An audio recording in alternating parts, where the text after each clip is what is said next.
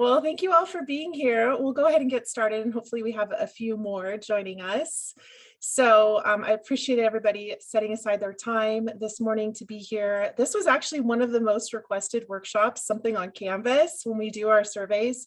Last year, a couple of different times we got requests for workshops on Canvas, since it's something we're all spending a lot of time doing and going beyond the basics. So we're going to do our best to do that today. And then another request we oftentimes get is for more collaboration. And I definitely enjoy it. I hear a lot from other faculty. We love when we can hear from each other and what each other are doing.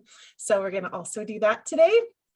Thank you to our panelists. We have 5 panelists who are going to spend about 10 minutes each covering the information that they've decided to share with us. And I, again, appreciate your time and willingness to share. And then we'll leave about 10 minutes of question and answer toward the end. We'll kind of see where we are. I know the time's going to go by really fast. So we'll go ahead and let's start with the introduction from the panelists. If you all would just briefly tell us your name, your department, maybe classes that you teach. I'll go first since I'm slated to speak first. Hi, everybody. My name's Denise, and I teach astronomy and now physics. Hi, everyone. I'm Gloria Ramos, and I teach physics. Hi, everyone. My name is Martha, and I teach for the health sciences, the nursing program. I teach a couple of classes, leadership, medical, surgical, and nursing 100. Hi, I'm Nora Sullivan. I teach in the biology department, primarily the majors, molecular and cellular biology courses. Good morning, I'm Amber Durfield, English faculty. And I think I forgot to introduce myself. I'm Nicole Airy, speech faculty, and I'm also the Fly co-chair with Sarah Bossler. And we have Senya here with us too. Yes, I'm here. I'm a history humanities faculty, but the online ed coordinator, and I'm just gonna be part of the answering questions piece of this. So I'm looking forward to learning too. Perfect. All right. Well, let's go ahead and get started, Denise. All right, sounds great. So I'm going to start by sharing my screen. I'm going to go to do something a little bit different than maybe you have seen. And the thing that I'm going to do is share my slide set as a background.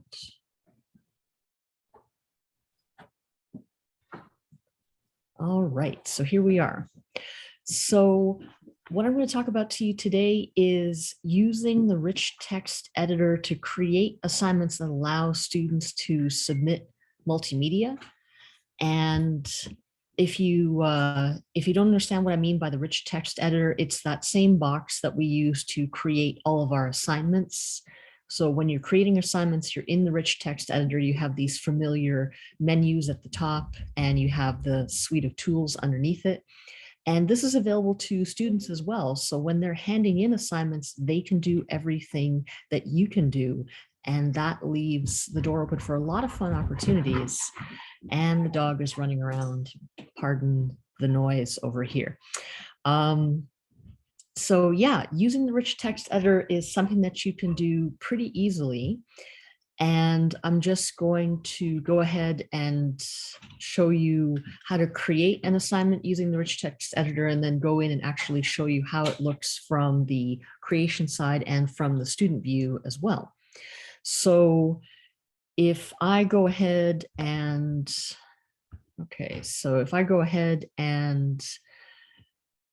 check if I'm creating an assignment, all I want to do is just check this text entry box and leave the other ones alone, because I find that confuses students. They click around on all the tabs and they get confused about how to submit. So then once you do that, everything is available and you can get students to submit all kinds of fun video reports, documents, images, what have you. So I'm going to switch from sharing this to sharing a regular window like we're used to seeing. And I'll share my Firefox window. And this is the one that has all the tabs in it. So here's the first tab. As you can see, I'm creating this assignment. And when I create my assignments, I use the same 4 headings and subheadings just to kind of help orient students and let them know, okay, so here's the learning goals for the assignment. Here are what you need to do. Here is how you submit. And a lot of times I put some troubleshooting tips there as well. And then at the end, I put what kind of grading I use, because I use multiple methods for different types of assignments, including complete, incomplete, standard grading, and mastery grading. So I haven't yet tried a course in mastery grading. That's a little bit advanced, but hopefully someday. And so when you submit this assignment, as I said before on the slide, just click the text entry box. And then what'll happen is when you're a student, what you'll see is you'll click the start assignment button. You'll see the instructions for the assignment here. And then you can go ahead and use this rich text editor, which you see has all the bells and whistles that our side has. So in this assignment, I've asked students to choose an image from a website called Astronomy Picture of the Day that does indeed have a different astronomy picture every day, and almost without repeating. It's pretty cool. Then create a short video in which you ask some questions about the image. And then finally, there was a third one here that I added is submit the title and abstract of a paper about something, scientific paper to do with the object that you submitted. So if I go down to the bottom, you can see here, I've already typed something. So if I want to insert an image, I just go to Insert, Image, Upload Image, and then it gives me the lovely rocket ship.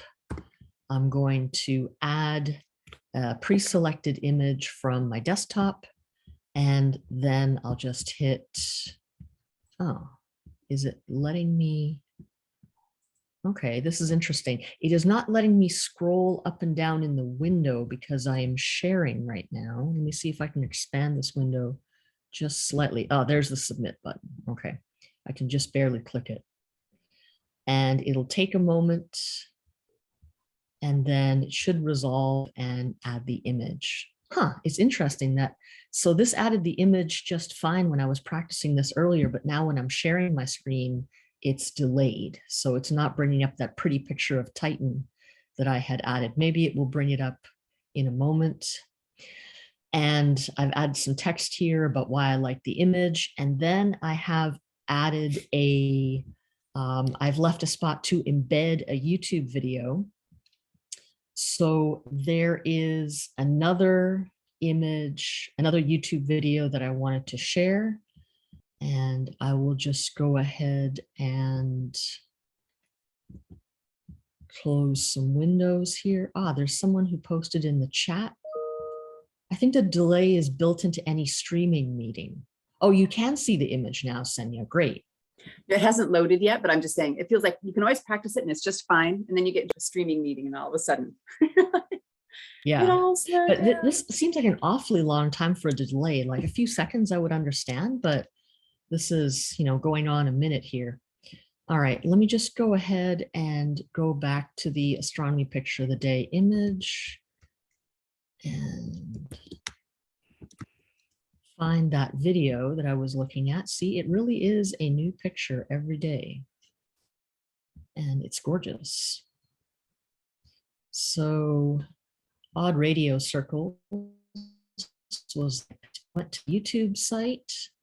And then underneath the video in the YouTube site, I went to share and I chose embed. And it gives me the embed code. I can either highlight it and copy it, or I can click the copy button. Can everybody see where my pointer is down here? And that'll copy it to the Blackboard. And then if I want to go back over to my student view, I can then go to delete this text, insert, and embed is here in the menu. Then I paste the embed code in there, and then that will, oh, so that showed up right away. That's interesting. Stay on page, stay on page. Okay, and that Titan image still isn't there. Interesting. Okay, So, but the video embedded right away, and it may even play, so you can make sure that it's the correct video, which it is. All right, so you can even do that before you submit. You can play the video and make sure it's the right one. Here I'm going to insert a horizontal line because I find that they really help break apart the parts of an assignment for students. And I'll insert another horizontal line here just because I like them.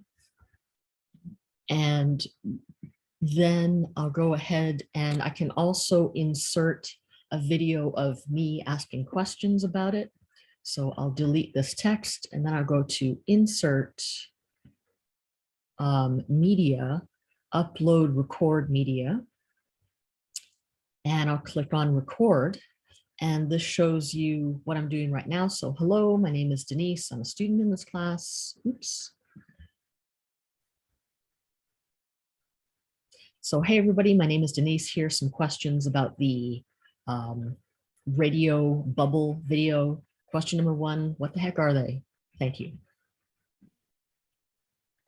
And then you can save the media. So you can do all this. And of course there's an error because we're streaming or something, but generally it works. Sometimes students have trouble uploading more than one video, or if the video goes on for a long time, they will get that error as well. So the file size may be an issue here. Maybe if you try to include too many things, that may be an issue as well. Okay, and so finally, I'm going to insert a document. That'll be the last thing that I do. And so go to media, document, upload document. User documents is one that they've already uploaded. So I'm just going to go and upload my citation and hit submit. And now that video shows up as a link. It's now stored on Canvas. And again, there's that delay that Senya was talking about. Thank you for explaining what that is, Senya, because I was wondering. So now I have the video, I have the image, I have the video, I have presumably the video I made if there's enough space. And then I have this document as well. So I'll click submit assignment. Aha, and I have the problem, the file has not finished uploading. So Canvas does take a while to render videos as well. So I've had problems with students saying, I recorded the video and then I pressed submit and nothing happened. And I said, you have to give Canvas time to put video into a format that it prefers to store files. So students may have trouble with that at first. And every time I give the assignment, there are some students who always find issues and solutions. We help each other out. And then every time it's easier for the next wave of students. But yeah, you can do a lot with assignments. You can ask for all kinds of things. So I've taken to asking students for the solutions to problems. They narrate themselves solving a math problem, and it's a terrific way for me to see how they go about thinking through the problem. And also I can immediately go to any part of the video. I don't have to watch the whole thing. I can just skip to the end. If the answer is not correct, I can skip back and look at where the calculation went off the rails, and I can say, here's where your mistake is. And I think that it's really helpful for them. So that's all I have to say. Thank you very much. Denise, Jennifer had a question. She was asking if students can submit more than once. Yes, in fact, I encourage when there's a video. So a lot of assignments, I'll have an image and a video, and I'll say, please submit these two things separately. It'll make it easier generally, and Canvas will keep every submission. So they'll all be there in order, even though you will only be able to see the last submission. I'll be able to see all of them. And here's another question. What kind of training do you give the students for adding these things via the rich text editor? Good question, Gloria. So in the very first assignment that I have, so I'm just going to switch to my active 117 course. So this is Life in the Universe. astrobiology, looking for aliens, all that good stuff. I will go to an assignment. It's the first assignment where I ask them to upload a video. And so I'll give them detailed instructions on how to upload a video. And the instructions for the assignment are here. I'll just share my screen right now. This is called the Meeting of Minds assignment. So I want the students to introduce themselves via video to each other and respond using a video as well. So here we go. Here's the Meeting of Minds assignment, and I asked them to do several things. One is to add an image to your Canvas profile, and all the stuff that you want students to do at the beginning of the course. If you add it to an assignment and you make it part of the course, then it just gives them a nice checklist to be able to follow. And then everyone opens up because all of a sudden everyone has a picture, everyone has a video. And here are some instructions that unfortunately PCC was really good and recorded videos for students on how to interact with Canvas. And that is something that maybe we can develop for our own students. Let me just play a little bit of this. The speaker is amazing. She's pleasant, she's clear. Hi, welcome to Tech Bites. My name is Coach Sandoval, and in this video, we will be discussing Canvas, specifically the profile, settings, notifications, and name. So she goes on, and it's, you can see her, you can see she's narrating over the process and stuff, and it's really clear, really easy to follow. And also, the other great thing is we can link to the student Canvas guide. So here is how to embed an image if students don't know how to do this. And here is add a short video. I'm saying you can do it on your computer, you can do it on your phone. Most students like to do things on their phone. It takes a little bit more of a process. There's uploading involved, but a lot of them like their phones, so they do it. They learn how. And a lot of my students are saying, this course is really complicated. The handing in of assignments is more complicated than the material that we're asked to learn, but we're learning useful stuff, so I don't mind. I've heard that the comment several times. So those are some of the things that you can give your students, some of the kinds of directions that you can use to kind of scaffold students who may not be as familiar with Canvas as we are. Thank you, Denise. Would you mind sharing some of that text and maybe even the link to that video for Absolutely. us? I would love to use that. Yeah, do you want me to share just that whole assignment and then you can yeah. kind of so what would be the best way to share that? To create a PDF, print it, or upload the PDF? Sangha, what do you think? I was just thinking of a screenshot, but we wouldn't be able to get the link. A screenshot probably won't get the whole image. So let me If you're willing to use the share button inside of Canvas, you could share it to a division shell, and then we can move it from there. Yeah. Okay, I'll do that right afterwards. Thank you. Super. All right. Next we have Gloria. Hello. So what I'm going to share with you is just how to make if the modules page, or if you have a course homepage, a little more user-friendly.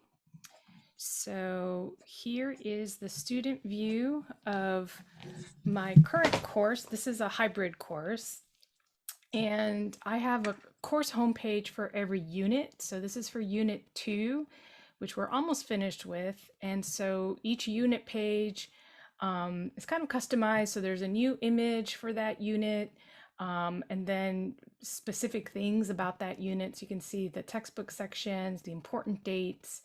And then at the bottom, I have this menu, which are not images. These are div containers. So if you're not afraid of a little HTML, these are great and really flexible. And you could put anything in here. So you could put images in there and it's all accessible.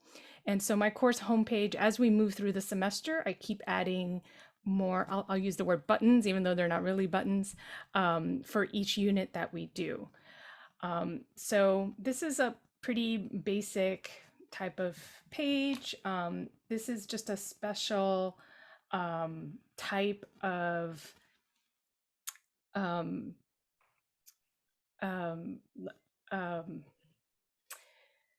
outline, but you just, again, with a little HTML, you can make it look like this instead of bullet points. But the real big thing I wanted to show you today was making that modules page a little more welcoming for students. So I kind of hated that big wall of text because I would use my module page as my home page that students knew to follow things in order. And if I found it annoying as just a big wall of pages and links, I'm pretty sure the students did as well. So the first small thing I did was I started adding emojis to all of my assignments and pages so that students would know just from glancing at it, either on their phone or on the computer, they could have, they would know kind of what it is. And I tell them you can also use that to kind of judge your time. So these that have the little target symbols, I use mastery grading in my course. So these are the outcomes for this unit. So this is what they're going to be graded on, and there's details in there about what they should be able to do for each outcome. And so I tell them go there to see, that's basically like their study guide, but it's broken up for every unit. And then I have it all structured for all the units the same way. So there's a week. I don't put the dates here, but I give them a class calendar, a paper calendar, where the weeks are labeled. So it'll say week 2 is right next to all the dates on that calendar for week 2. So they know what is week 2 and week 3 and so forth. And so I use the emojis to tell them what it is. So the little video emoji, this is a pre-class video assignment. So they can judge, oh, that's a video assignment. That might be, typically it's 2 or 3 10 to 15 minute videos. So they'll know how much time that particular assignment might take.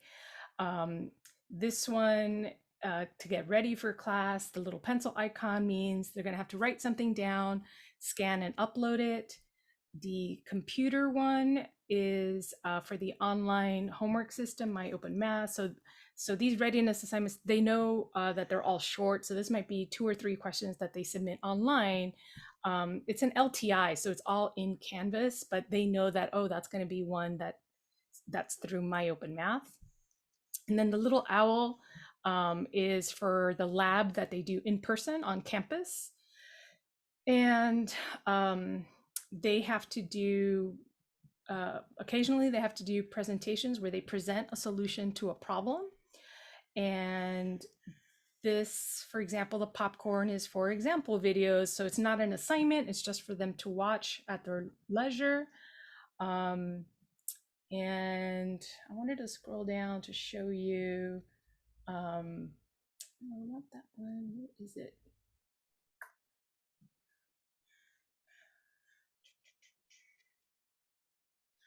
Oh, because it's in unit 1, what I wanted to show you, because we haven't done it for unit 2 yet. Sorry for all the scrolling.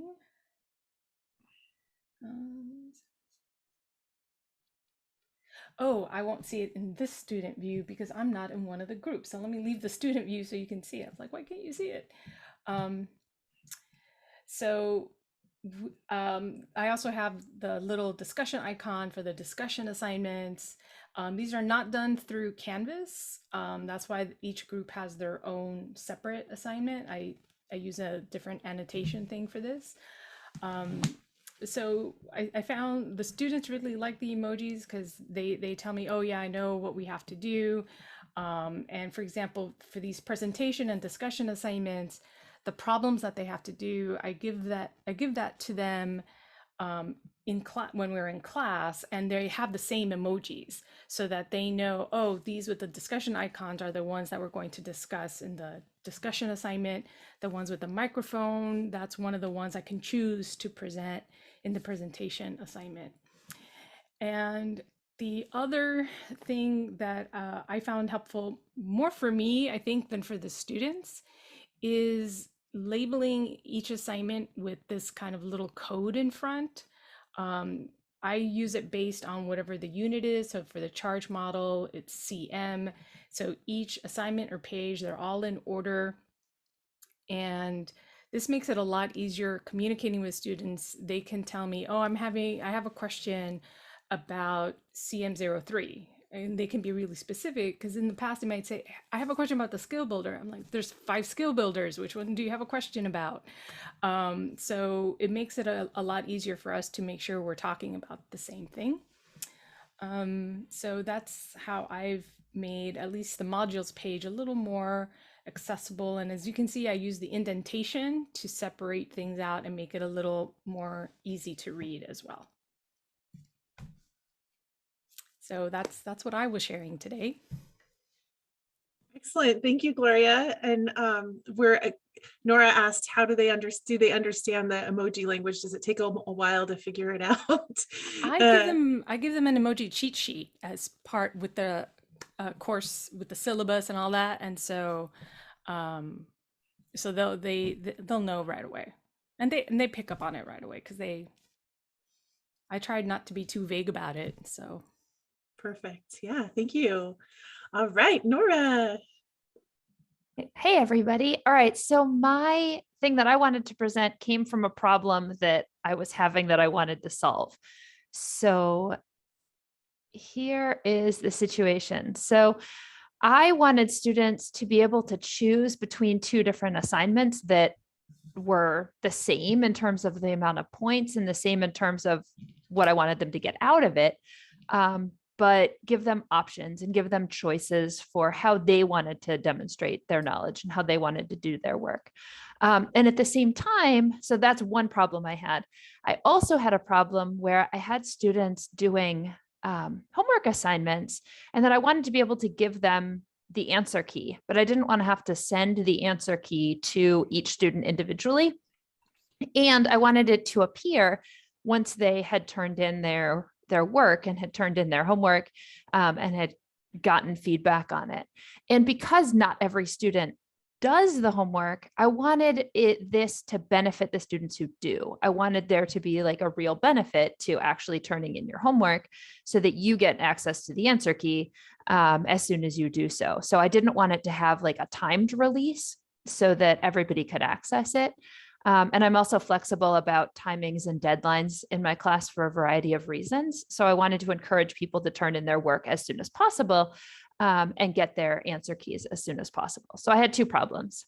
And thanks to a conversation with Senya, probably about a year ago, maybe over the summer, I don't know, she suggested that I look into this part of Canvas called Mastery Paths. And so it's not on necessarily for you in your Canvas shells, but you can ask Chong to turn it on and he can turn it on for you. And then you'll be able to access this super cool feature.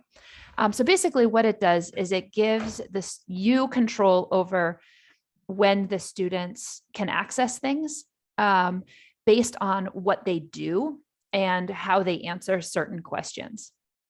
So for example, here is a screenshot from my Unit 2 modules. They turn in homework every week. So here's the week 4 homework. It was due on March 16th. And then because I screenshot it from the like pretend student section, they cannot access that answer key until I've graded homework number 4. So I controlled that through this program over here on the right called Mastery Paths. And I'll show you how I set that up. Somebody's got a question. Oh, you can turn it on yourself now. That's even better. All right, so let me do a new share. I'm going to show you my Canvas page.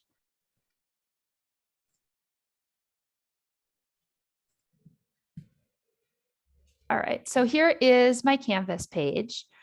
It's long. There's a lot of stuff in here, but I wanted to go up to the section you were just looking at. So here's the week 4 homework. If I open up that week 4 homework and edit the assignment, so here's what it normally looks like when you're on the assignment edit. You have your little information about what the assignment is, its points, whether you count it towards the final grade or not. And then you can set this assignment up so that it has a mastery path. So if students complete it, then they can get whatever it is you've put in under that setting. So mastery paths automatically gives you 3 bins. The top bin is like full points on it. The second bin is middle level of points. And then the bottom bin is 0 to whatever bottom. I've just set it up so that you can choose your point levels, but I just set it up so that as long as they turn it in and it's at least partially complete, and I graded at least 1 out of 2, which means they've given a reasonable attempt at the assignment. I basically do everything complete, incomplete, and then it's basically either 2 or 0. Occasionally I have a student who only does half of it and then they get a 1, but that happens very rarely. But as long as they get 1 point, then they'll get access to the page, the week 4 homework key. So that will pop up for them. Now, the key, the part that was messing with me when I was first trying to do it was that not everything will show up as an option of something you can give them in mastery paths. You have to turn that on. So when I made the week 4 homework key, including all the key information, I had to click this bottom checkbox that says allow in mastery paths. So it gives you an option for that to be one of the things that the students can access. So if you try this, this may be one of like the little headaches that you run into. So I found that super helpful, and it's really beneficial to the students because I can really quick go in there, and I go in pretty much every day and grade the homework that's been turned in. So students get the answer key very quickly after they've turned in their homework, which is very helpful to them if they're studying. But it's not necessarily giving out a free answer key to students who haven't yet turned their work in, or who need more time or are going to turn it in later. They still have the encouragement to do the work and to turn it in. So that's solution number 1. Solution number 2, I used the same tool to allow students to choose between 2 different assignments. And so to do that, I have not had that issue, Jennifer. The assignment is worth so little. So the question was, do you have issues with students sharing the answer keys with students who haven't yet turned in the assignment? I haven't noticed that problem yet. I imagine it could happen. I decided I didn't care. The assignment's worth so little that the points don't really matter. And the whole purpose is to do the work and learn. So you're just shooting yourself in the foot if you copy the answer key from somebody else. And it's at least as much work as just turning in the assignment. But at some point that will be a problem, I'm sure, because all the problems appear.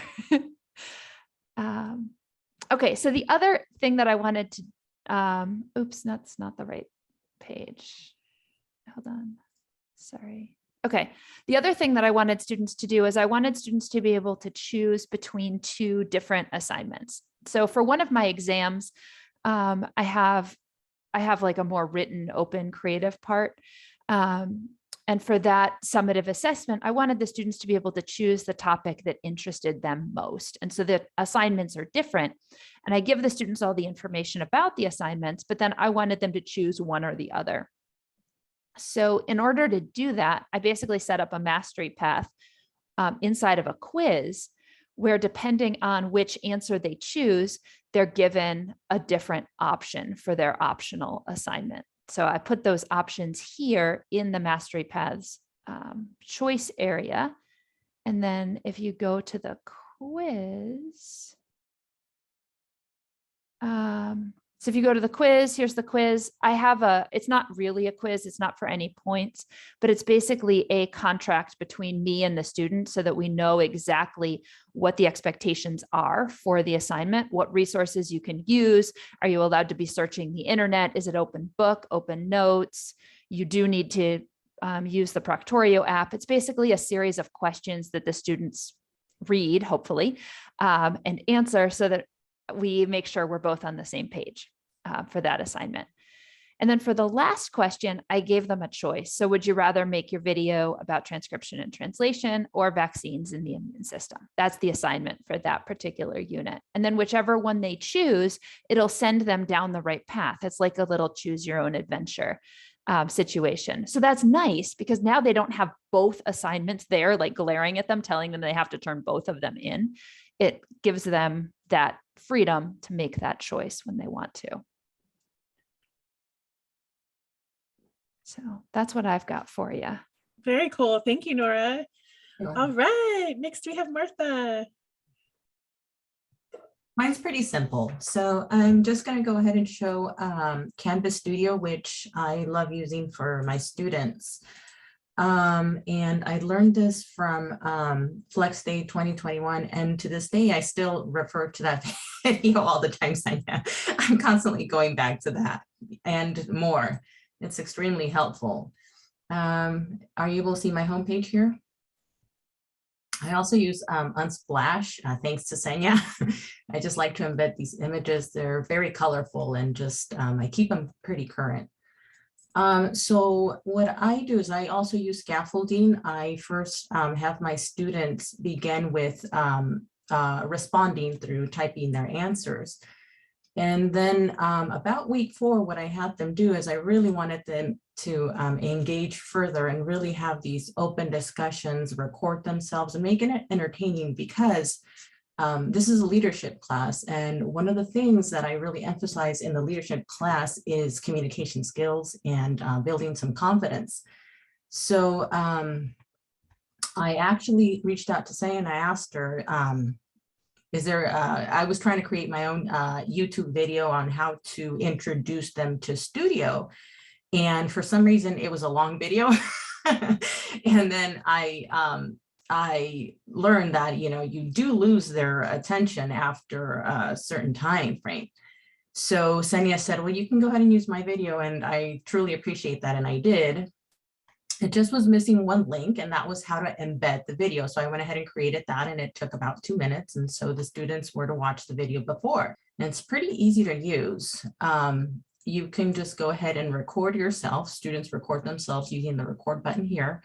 And for this particular presentation that I had students create, they used screen capture. For all the additional assignments, which are going to be discussions, they're going to use webcam capture. And so I was, I taught them the difference about with screen capture and web capture.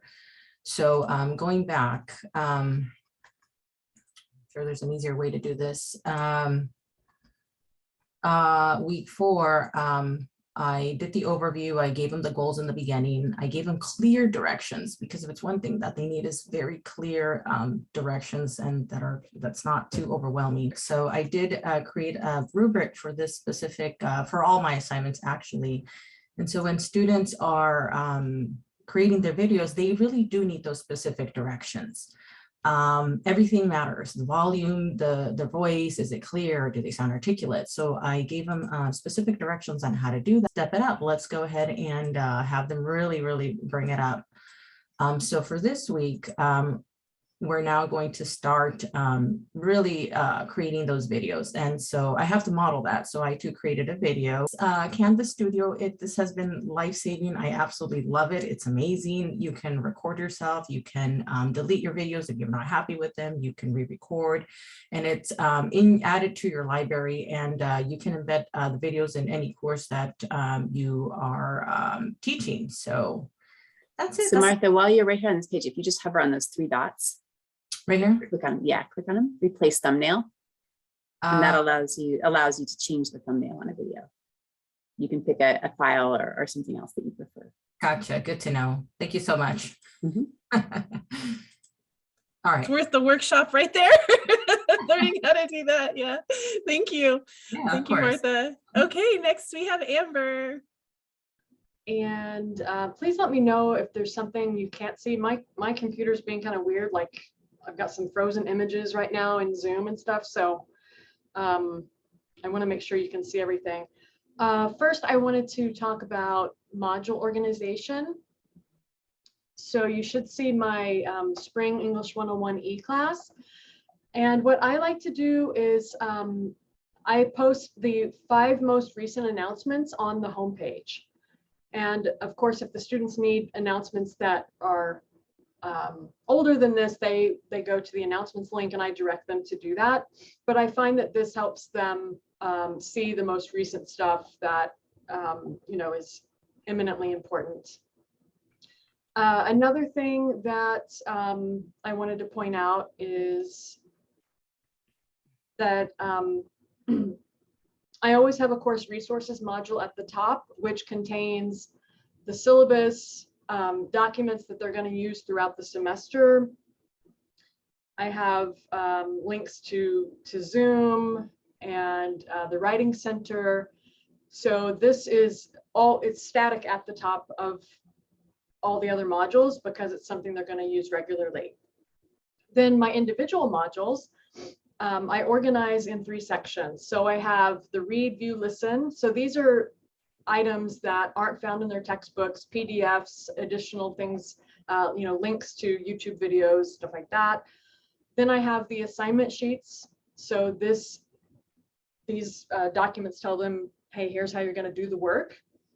And then in terms of turning things in, I arrange it by the deadline. So you can see that I've labeled it, Monday through Friday.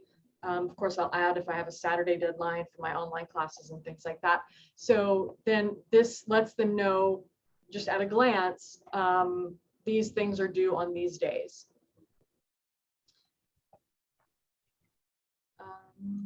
Yeah, so that's a little bit about the module organization.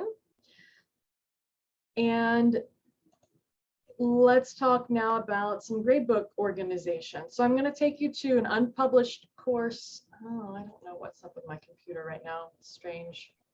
Sorry, guys. I've been throwing some of the tech tip videos that we've done into the chat, that you hopefully have those as topics come up. I wanted to just sort of highlight that there's a new attendance feature that's available and the new analytics button that is great for online courses. That's one of our struggles.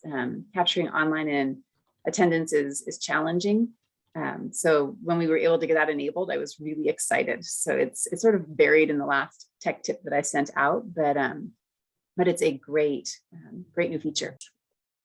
So I have a question about messages for students. So you were saying that those messages through the gradebook somehow appear better and faster. I have exactly the same experience, but I've also found that some announcements go through better than other announcements. And I don't know why that is. And there might be a change in format of how it's set up. I've noticed that when I time release an announcement, students are less likely to have it alert them that they've received that announcement. Like they don't necessarily get the notification if it's a timed release announcement or something. I'm not sure what it is, but I'm wondering if in the wisdom in this room, if people have ideas of what's going on with that. I think there's just some challenges in our interface with the Outlook on Canvas. It's sometimes you get messages from Canvas that go into that other folder. Sometimes they go into your focused folder. We've brought that up with text multiple times, asking if there's a way for all messages to be coded to go straight to the focused folder. And that seems to be a challenge. So we're still asking about it because it's sort of the principle that they're at Citrus to learn, and if they're hearing from their classes, that should always be focused and not other. But I think that timed release, some of those bulk emails go out. The gradebook one, I think comes headed as gradebook. So it's like students think the gradebook is talking to them. So I think they immediately are like, oh, my grades are talking to me. And it's like, hello, it's me. And I'm saying, turn it in now. But it's really, the gradebook messaging, I think, is probably one of the most powerful messaging. I use it too. And I always start off with just a blank, like hello, comma, so that it could, so I actually format it like an email. And then I always put where it says what the assignment is. And I set like Noah's submission, and I put yet at the end of it to kind of push them. And then I say, this is just a friendly reminder that this is due like by midnight tonight. And, make sure to look at the directions with the Turnitin link and all of that kind of thing. And then email me if you have any questions, and then I sign it. So, and I do get a lot of students who will respond to me personally. Oh, I promise I'm at work right now, but I'm going to do it as soon as I get home, and things like that. And thanks for the reminder. So I highly recommend that too. Yes, I've had the same experience. Thank you, Jennifer. Any other questions, thoughts? tips? How do we find the attendance option that you mentioned? That's in the new analytics. Okay. And so it's already enabled across campus. So you have it enabled in your course. You just need to go in and pick what you're going to count as that attendance tool. So it's set as a default to they've just accessed your course, which doesn't meet the burden of attendance according to our AP or according to any federal or state regulation. It's sort of an odd default. So you can toggle that off, and then you can put viewing pages or turning in an assignment or participating in a discussion. And that will count for each student on which day they've completed that activity, and you can get a week-by-week snapshot of their participation, active participation in the online course. Does it have to be like a specific type of assignment? Like say it's exercises every week, or you choose each week what it is? No, it's just generally saying that these are the types of things that count in your class. So for me, the only one that didn't apply is I don't have students create pages in the class. So I just clicked everything because there are discussions, there are assignments, there are quizzes. And in theory, if a student meets any of those, they have actively participated in that week's content. Okay. So it's just in the new analytics. Where is new analytics? So if you're looking on your home screen, and I'll go ahead and I'll, let's see. Oh, I never look at those stuff in the upper right corner. Yeah. Just kidding. So if you're here, it says new analytics. Hopefully you're all seeing. And if you click there, should pop up as a new feature, online attendance. So if you come over here. Thank you. I've got a nitpicky question about that. If you have a group assignment and somebody in the group turns it in, but not one individual, does that show up as attendance? Because the assignment was turned in, even if that student isn't the one who pressed submit? That's an interesting question. I'm not sure how this works with groups, so I'll have to find out. That's a really good point. All right, all. Well, we're at 11 o'clock. Time flew by as I knew it would. Thank you all so much. Such great information. I can't wait to play with all these new ideas that I came up with today from what you all shared. So we will record this and post it up. So if you want to rewatch anything, and thank you all for being here. Have a wonderful rest of your Friday. Thank you. Bye. Bye.